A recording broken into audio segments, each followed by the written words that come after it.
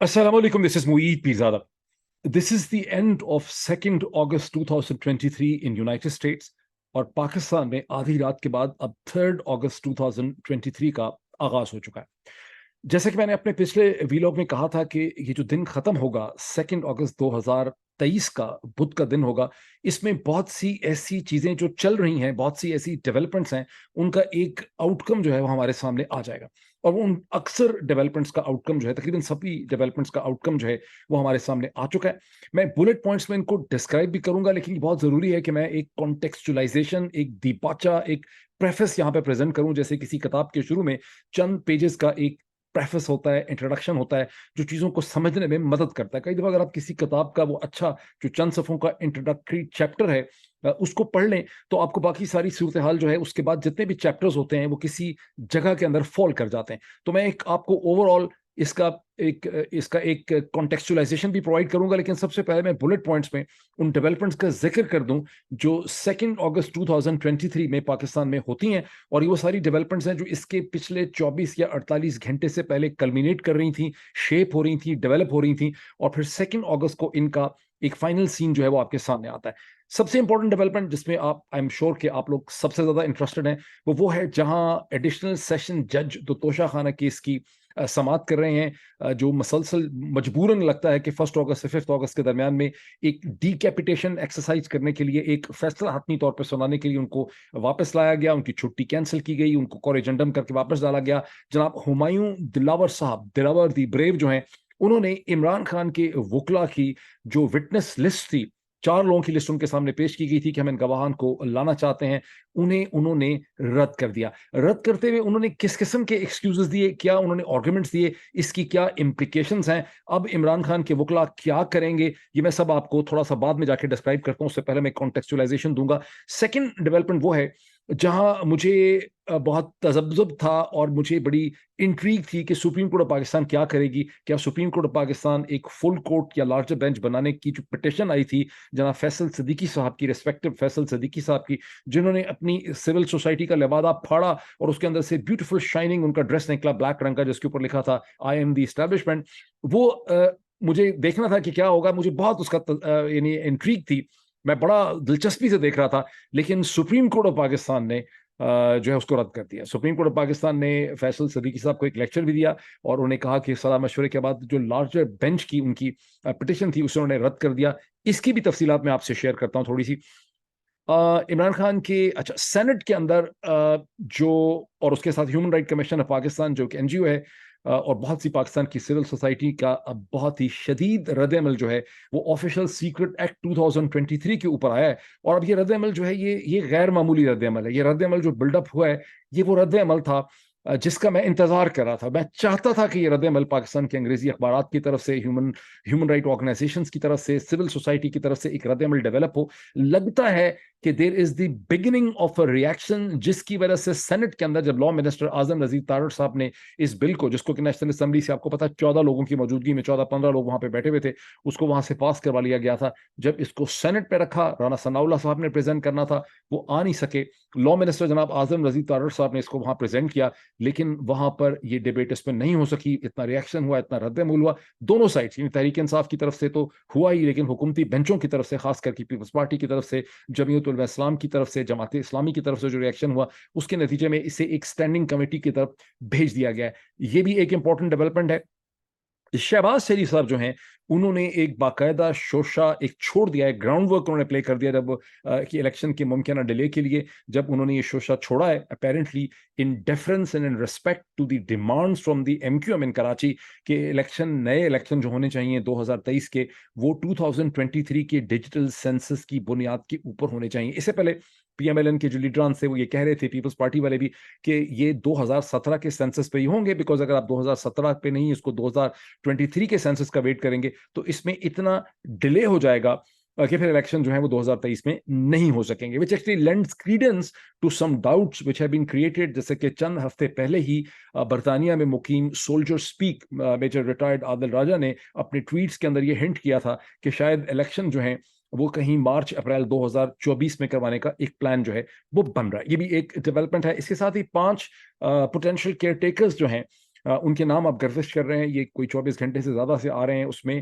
Farmer chief justice of the supreme court Pakistan جناب تصدق حسین جیلانی صاحب, جن کے ساتھ ایک ہمدردی رہی ہے, ساؤتھ پنجاب سے ہیں, ان کے ساتھ ایک نسبت رہی پاکستان پیپلز پارٹی کی, ان کا نام بھی لیا جا رہا ہے. محسن بیگ صاحب جو بہت بتایا جاتا ہے کہ آرمی چیف کے قریب ہیں, بہت کنٹروورشل پرسنالٹی ہے, ان کا بھی نام لیا جا رہا ہے. اسی طرح سے جو فارمر فائنانس منسٹر ہیں جناب ڈاکٹر حفیظ شیخ, ان کا بھی اس میں نام لیا جا رہا ہے. یہ وہ ڈیولپمنٹس ہیں, لیکن ان ڈیولپمنٹس کا کوئی میننگ نہیں ہے اگر آپ ان کو صرف ڈسکرائب کر دیں, کہیں یہ بھی ہوا, یہ بھی ہوا, یہ بھی ہوا. اس کی ایک کنٹیکسچولائزیشن سمجھنے کی ضرورت ہے, اور وہ کنٹیکسچولائزیشن کچھ اس طرح سے ہے, پوائنٹ 1 2 3 کر کے. دیکھیں آپ دیکھ رہے ہیں, اور جس کے اوپر ایک ریئیکشن رد عمل سینٹ کے اندر بھی ہوا, ہیومن رائٹ کمیشن کی طرف سے بھی ہو رہا ہے, اور میرا خیال ہے کہ ریئیکشن بڑھے گا. اور وہ یہ ہے کہ جو پلیتھورا آف لاز کو گزشتہ 15 دن میں 16 17 18 دنوں کے اندر جس تیزی سے, جس شد و مد سے, جس انٹینسٹی کے ساتھ, جس فریکوینسی کے ساتھ نئے قوانین جو ہیں وہ ٹھک ٹھک ٹھک ٹھک کر کے کہیں سے آ رہے ہیں, لوگوں کے ذہنوں میں سوال پیدا ہو رہے ہیں کہ یہ جو نئے ڈرافٹڈ لاز آ رہے ہیں بلز کی شکل میں نیشنل اسمبلی کے سامنے, یہ کہاں سے آ رہے ہیں؟ کیا یہ منسٹری آف لا نے ان کو کنسیو کیا ہے؟ کیا یہ منسٹری آف انفارمیشن نے ان کو کنسیو کیا ہے؟ یہ سول بیوروکریسی جو اسلام آباد میں بیٹھی ہوئی ہے ان کو کنسیو کر رہی ہے؟ یا یہ سارے کے سارے جو ہیں یہ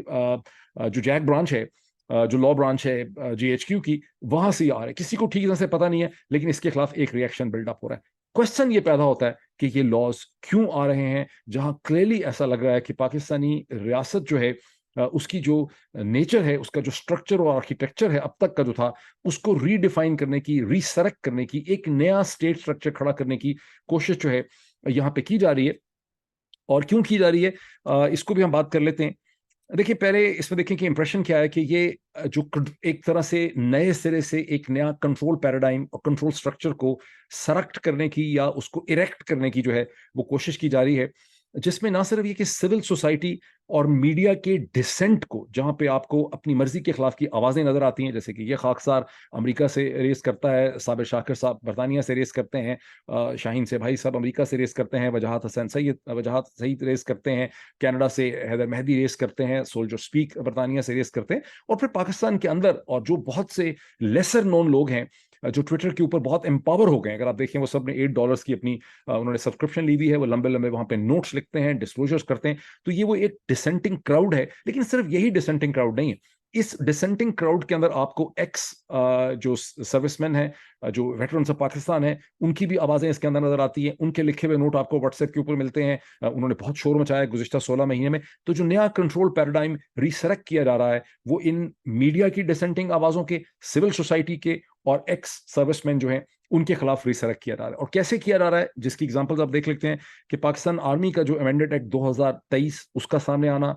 پھر آفیشل سیکرٹ ایکٹ 2023 کا سامنے آنا, پیمرا کا ایک ریوائز امینڈمنٹ, اس کا ایک نیا قانون آنا جہاں ڈس انفارمیشن اور مس انفارمیشن کو ریڈیفائن کر دیا گیا ہے, پھر ایک الیکٹرانک اتھارٹی کو کنسیو کرنا, اور جہاں ڈیفینیشنز ہیں کہ اینمی کون ہوگا, انٹیلیجنس کی ڈیفینیشنز کو چینج کر دیا گیا, اینمی کو چینج کر دیا گیا, اور انٹیلیجنس ایجنسیز کو سرچ کرنے کی اجازت دے دی گئی ہے وداؤٹ دی وارنٹ. کسی بھی وقت کہیں پر بھی کسی کے آفس میں, گھر میں گھس سکتے ہیں, اور جو چیزیں اور وہ مٹیریل اکٹھا کریں گے, اس مٹیریل اور چیزوں کو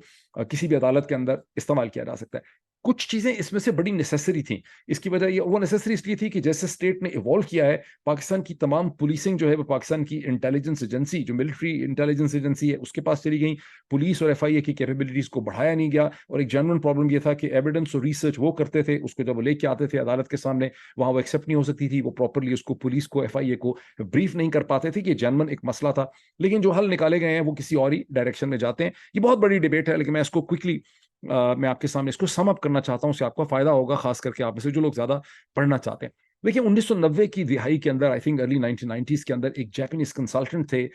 جو کہ کنٹری ہیڈ اس وقت تھے میکنزی اینڈ میکنزی کے, جو دنیا کی سب سے ریسپیکٹڈ کنسلٹنگ کی, جو اسٹریٹجک کنسلٹنگ فرم ہے دنیا میں, اس طرح کی کوئی اور فرم نہیں ہے, وہ ہے Mackenzie and Mackenzie. Mackenzie and Mackenzie کے جو کنٹری ڈائریکٹر جاپان کے تھے, کینیشے اومے ان کا نام تھا, میں ان کا نام ڈسکرپشن میں آپ کو دے دوں گا. کینیشے اومے نے ایک کتاب لکھی جس کا عنوان تھا the end of the nation state and rise of the regional economies. Kenichi Ohmae کی اس کتاب کی مین تھرسٹ تو یہ تھی کہ because of the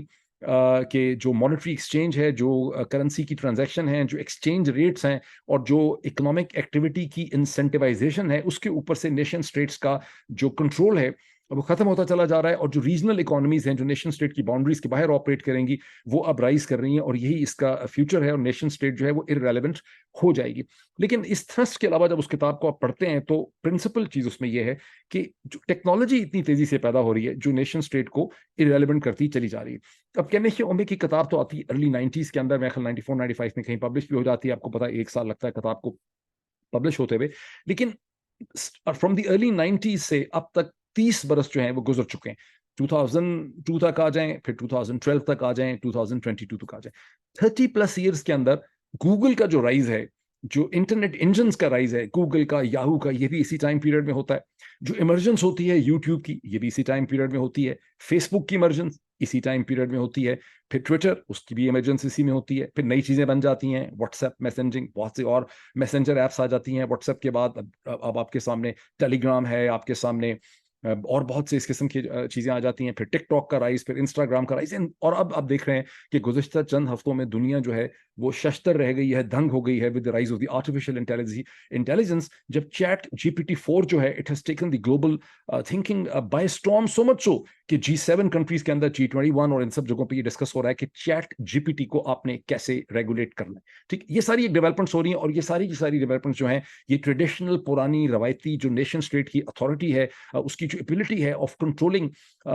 the transaction of information, جو انفارمیشن فلوز ہوتے ہیں, اور انفارمیشن فلوز کے نتیجے میں جو ذہنوں میں تبدیلی پیدا ہوتی ہے, اویئرنیس آتی ہے, ڈیمانڈس پیدا ہو جاتی ہیں, نئی کانشیسنیس پیدا ہوتی ہے, نئے خیالات جنم لیتے ہیں, جن کو کہ نیشن اسٹیٹس نے کنٹرول کر کے رکھا ہے. فار انسٹنس پاکستان کے بارے میں اکثر جوک میں کہتا ہوں کہ جب آپ نیو یارک سے اپنی ایک جہاز کی فلائٹ لیتے ہیں وایا دبئی اور پھر اس پاکستان میں لینڈ کرتے ہیں, تو آپ صرف جہاز کا ٹکٹ نہیں دے رہے ہوتے $2-3 ہزار کا, آپ بنیادی طور پر ٹائم مشین کا ٹکٹ دیتے ہیں. اگر آپ وہاں سے لینڈ کریں گے لاہور, فوراً طور پہ کسی چھوٹے قصبے میں چلے جائیں گے. ویسے لاہور میں بھی بذات خود یہی ہے, جب آپ نیو یارک سے لاہور کی طرف ٹریول کرتے ہیں تو آپ صرف دنیا کے ایک حصے سے دوسرے حصے میں نہیں جاتے, آپ کو 100-150 سال تاریخ میں پیچھے بھی چلے جاتے ہیں. لیکن اب دیکھیں کہ ہوتا کیا ہے. پاکستان کی جو گیریزن اسٹیٹ ہے اس نے جنرل ضیاء الحق کے زمانے میں اپنے آپ کو سیریسلی ری ڈیفائن کیا. اس سے پہلے کی جو گیریزن اسٹیٹ تھی وہ اتنی کمپریہنسو اور اتنی ان ڈیپتھ نہیں تھی, اس کے پاس اتنے پروٹوکالز, اتنے طریقے, اتنی ڈیپ پینیٹریشن, اتنے گروپس نہیں تھے, اس کے پاس اتنی اتھارٹی نہیں تھی. وہ ایک حصہ تھی ڈھانچے کا. جنرل ایوب خان کا جو اتھارٹیرینزم تھا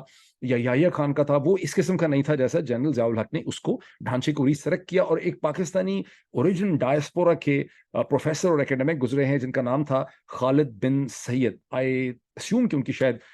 میرا خیال ہے کہ آپ ہیں نہیں زندگی میں, لیکن انہوں نے اونٹیریو کے اندر میرا خیال ہے یونیورسٹی کا وہ حصہ تھے, اور ان کی 1980s کے اینڈ میں ایک بہت مشہور کتاب آئی تھی جس کو CSS کے اندر بہت لوگوں نے پڑھا. اس کتاب کا غالباً عنوان تھا the nature and direction of political change in Pakistan. سفید رنگ کا اس کا کور ہوتا تھا,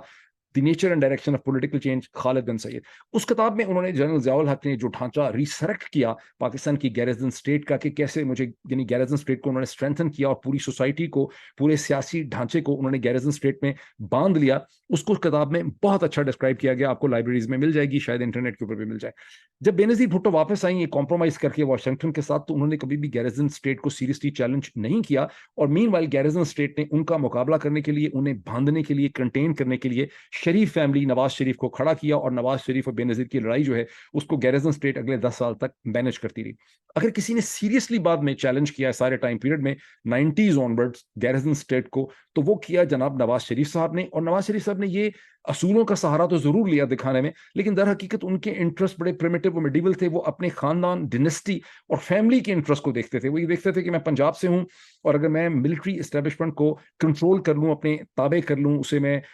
میں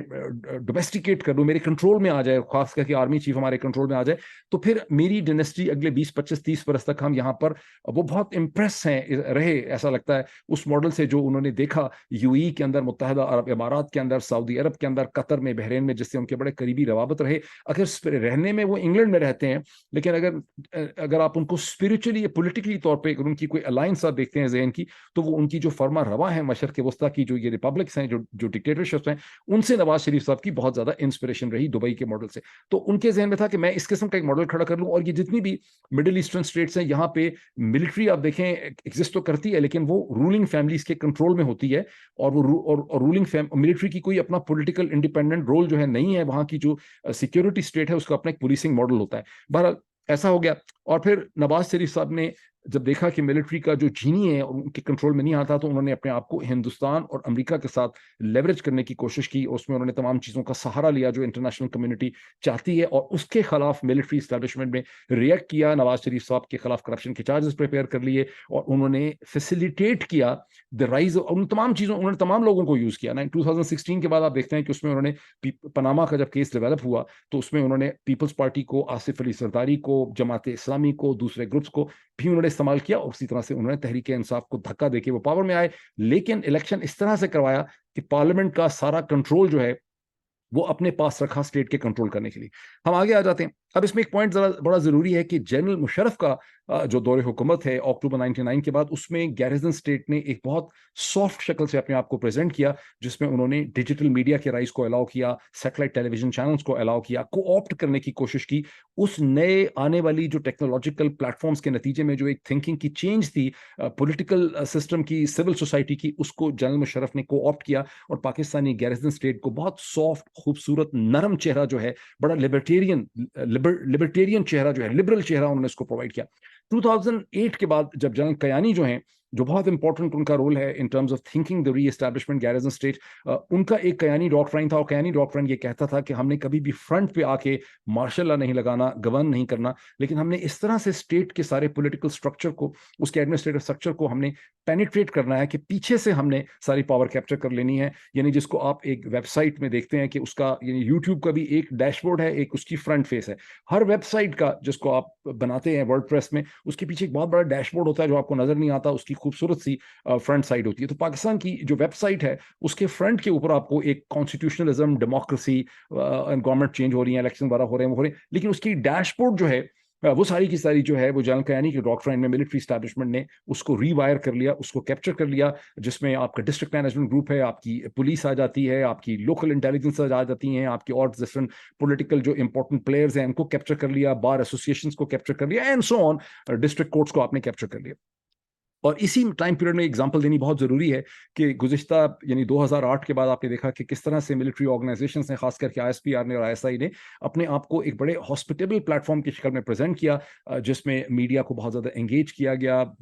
بڑے بڑے میڈیا کے گروپس اور سول سوسائٹی کے گروپس جو ہیں ان کو زبردست لگژوریس قسم کے ڈنر کرائے گئے، کافی پلائی گئی، چائے پلائی گئی، ان کے ساتھ انفارمیشن شیئر کی گئی، ان کو ہیلی کاپٹروں میں بٹھا کے ڈفرنٹ ایریاز میں لے گئے، ان کو top of the military leadership کے ساتھ ان کی ملاقاتیں کروائیں، ہینڈ شیک، فوٹو اپرچونٹی، ان کو بارڈر ٹاؤنز میں لے گیا۔ آپ نے بہت دفعہ دیکھا کہ ینگ لڑکے لڑکیاں، ٹیلی ویژن اینکر، پریزنٹرز جو ہیں وہ بارڈر پہ کھڑے ہو کے وہاں سے بڑی زبردست قسم کی جو ہے وہ ایک کامنٹری کرتے رہے مختلف قسم کی سچویشن میں۔ تو گیریزن اسٹیٹ نے اپنے آپ کو ایک لبرل فارم میں پریزنٹ کیا، اور انہوں نے سوسائٹی کو انگیج کرنے کی کوشش کی، اکوموڈیٹ کرنے کی کوشش کی، اور اس حد تک انہوں نے بڑی جینون اور سنسیئر ایفرٹس کی۔ But despite all this, garrison state کو جو ایڈجسٹمنٹس کرنی تھیں ایک کانسٹیٹیوشنل ڈیموکریٹک ریپبلک کو پروموٹ کرنے کے لیے، جس میں ایک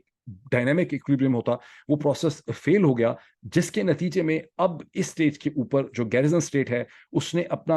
اور یہ چیز مسلسل ہو رہی ہے 2014 کے بعد سے، آپ کہہ سکتے ہیں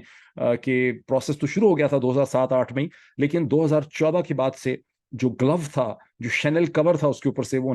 اتار دیا گیا ہے، اور اس کے پیچھے سے آپ کو ایک سٹیل کا ہینڈ، ننگا ننگا لوہے کا بنا ہوا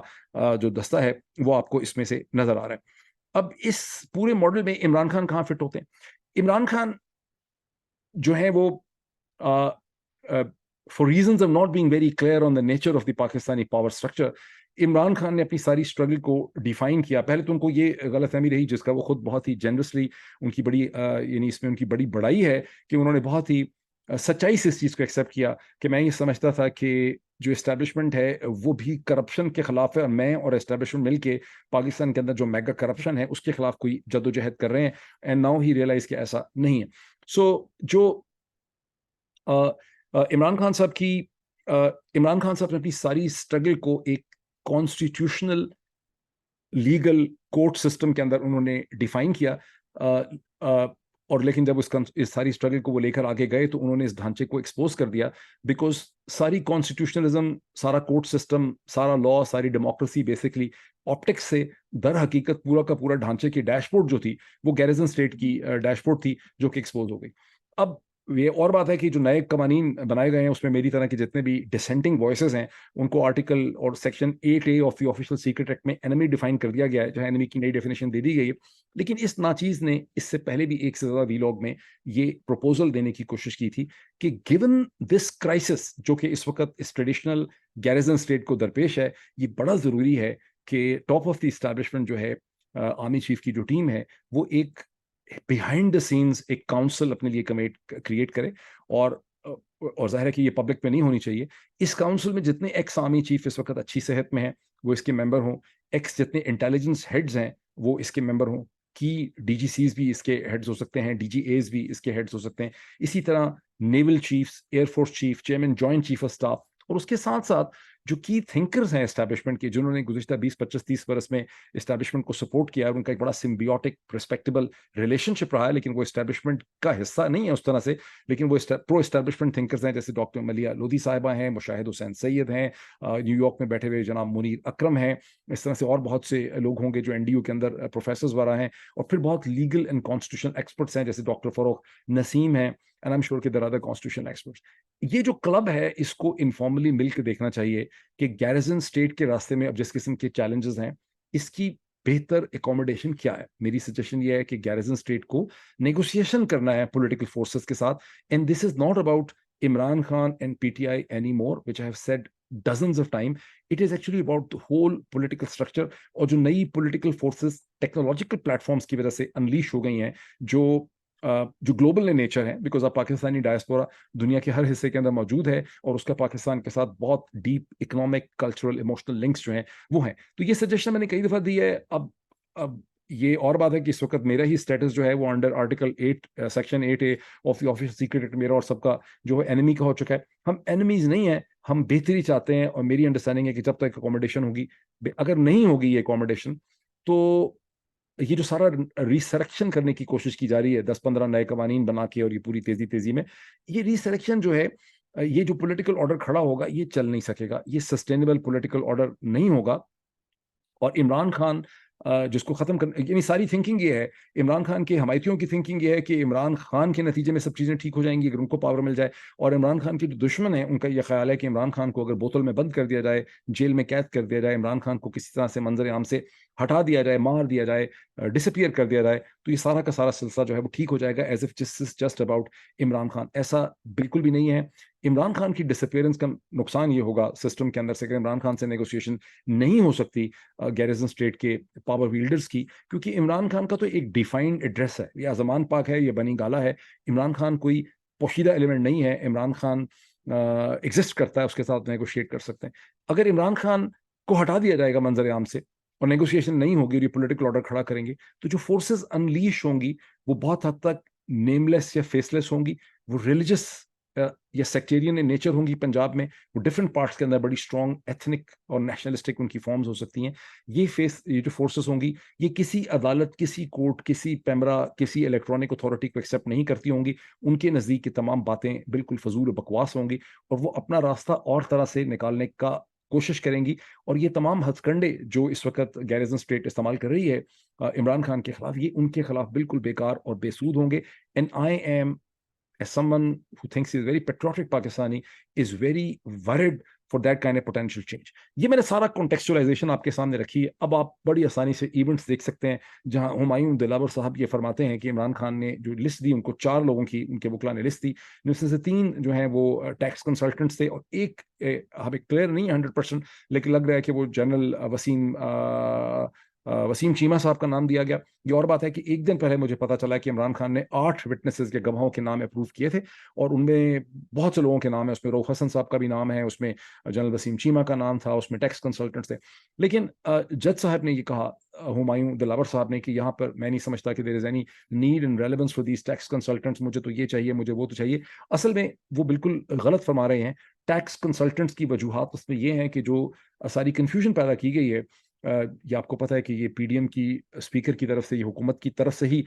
یہ کیس بنا کے بھیجا گیا الیکشن کمیشن پاکستان کو. الیکشن کمیشن پاکستان نے پہلے اپنی دانس میں عمران خان کو ڈسکوالیفائی کر دیا آرٹیکل 62(1)(p) کے تحت، ایف کے تحت وہ کر نہیں سکتے تھے. پھر بعد میں ان کو خیال آیا کہ وہ کر ہی نہیں سکتے، اس لیے ان کو ایک ایڈیشنل سیشن جج کے سامنے اس کو بھیجنا پڑ گیا. وہاں پر بھی مسئلہ یہ تھا کہ پہلے اس کو ایک درجہ بلکہ میجسٹریٹ نے ایگزامن کرنا تھا. اس نے ایگزامن کرنے کے بعد دیکھنا تھا کہ کیس بنتا بھی ہے، وہ اس میں کیا ہی نہیں ہے، جلدی جلدی یہاں بھیج دیا گیا. لیکن اب اس کے اندر پرابلم یہ ہے کہ جو عمران خان کے وکلا کہتے ہیں اور جو عمران خان کی ٹیم ہے وہ یہ کہتے ہیں کہ یہ سارا کا سارا ایک فلاڈ کیس ہے. یہاں پہ کوئی انفارمیشن چھپائی نہیں گئی توشہ خانے کے حوالے سے اس کے ایسٹس کی. یہاں پہ کوئی مس ڈیکلیریشن نہیں ہے. یہاں صرف یہ ہے کہ دو ڈفرنٹ لیگل اسٹیٹ فورا جو ہیں، ایک الیکشن کمیشن آف پاکستان اور دوسرا فیڈرل بورڈ آف ریونیو، دونوں کے ڈفرنٹ فارمز کی ڈفرنٹ ریکوائرمنٹس اور ٹیکنیکلٹی اور ڈفرنٹ ٹائم پیریڈ میں، یعنی کس فارم میں کیا چیز ڈکلیئر کرنی ہے، وہاں کیا خانہ بنا ہوا ہے، جیسا کہ آپ روز دیکھتے ہیں فارم بھرتے ہوئے، اس کے حساب سے ساری انفارمیشن جو ہے پرووائڈ کی گئی ہے. اور اسی لیے یہ جو 3 ٹیکس کنسلٹنٹس ہیں، جو عمران خان کے ٹیکس کنسلٹنٹ تھے، جنہوں نے فارم بھرے ہیں، بنائے ہیں، پریزنٹ کیے ہیں، ان کی وہ وہاں پر وٹنس لانا چاہتے تھے، جن کو کہ جج صاحب نے ریجیکٹ کر دیا ہے. انہوں نے کہا کہ فوری طور پہ میرے پاس آئے، میرے پاس وقت نہیں ہے، میں فوری طور پہ اس کو ڈیسائیڈ کرنا چاہتا ہوں. اور وہ اب دوبارہ کل صبح 9:30 بجے جو اب یہ دن شروع ہو رہا ہے، دی 3rd of August 2023 تھرسڈے کے دن، وہاں پر اس کی دوبارہ سماعت جو ہے وہ شروع ہوگی. اب ایٹ دا سیم ٹائم جیسا مشن امپاسبل کی فلم میں ڈفرنٹ جگہوں پہ ڈفرنٹ چیزیں ہو رہی ہوتی ہیں، وہاں پر یہ ہوگا کہ جب یہاں شروع ہوگی تو یہ ہائی کورٹ کے اندر بھی اس کی ایک ہیئرنگ شروع ہوگی، چیف جسٹس اسلام آباد ہائی کورٹ کے سامنے. اور اس کی وجہ یہ ہے کہ جب سپریم کورٹ کے سامنے ہیئرنگ ہوئی آج کے دن میں، جیسے جسٹس یحییٰ آفریدی کے سامنے جو پینل تھا، وہاں جب عمران خان کے وکلا پیش ہوئے تو سپریم کورٹ نے یہ کہا کہ چونکہ اس کے نیچے بھی آپ نے ایک لوور فورم کے اوپر بھی آپ کا پروسیس چل رہا ہے، آپ نے وہاں بھی اپلائی کیا ہوا ہے، وہ اپلائی کیا ہوا ہے اسلام آباد ہائی کورٹ میں، تو آپ اسلام آباد ہائی کورٹ میں پہلے ریلیف لیں، سپریم کورٹ انٹروین نہیں کر سکتی. تو صبح عمران خان کے وکلا ایڈیشنل سیشن جج کے سامنے بھی ہوں گے، ہمایوں دلاور کے سامنے، اور وہ اسلام آباد ہائی کورٹ کے سامنے بھی ہوں گے، اور اس کا جو بھی آؤٹ کم نکلے گا اس کا انالیسس ہم چند گھنٹوں کے اندر ہم کر سکتے ہوں گے. اب اس میں آپ اس کے ساتھ یہ دیکھ لیجئے کہ بہت ہی امپورٹنٹ جو سورس میری ایک پی ایم ایل سے بات ہوئی تھی، ان کا یہ کہنا تھا کہ عمران خان جس طرح سے اسٹرگل کر رہا ہے یہ پاکستان کی تاریخ میں کبھی کسی نے کی ہی نہیں ہے، اس کی کوئی نظیر ملتی ہی نہیں ہے. اور یہ اسٹرگل جو ہے اس کے نتیجے میں ایک خوف محسوس کیا جا رہا ہے کہ اس کے نتیجے میں خوف محسوس کیا جا رہا ہے کہ الیکشن شاید کرانا پاسبل نہیں رہے گا اگلے 90 دن کے اندر. اور تھنکنگ یہ ہے شہباز شریف صاحب کے لیول میں اور جی ایچ کیو کے لیول میں کہ یہ الیکشن جو ہیں یہ کہیں مارچ اپریل میں جا کے ہونے چاہیے، تاکہ مزید وقت مل جائے تحریک انصاف کے بخار کو اور عمران خان کو کنٹرول کرنے کے لیے اور مینج کرنے کے لیے.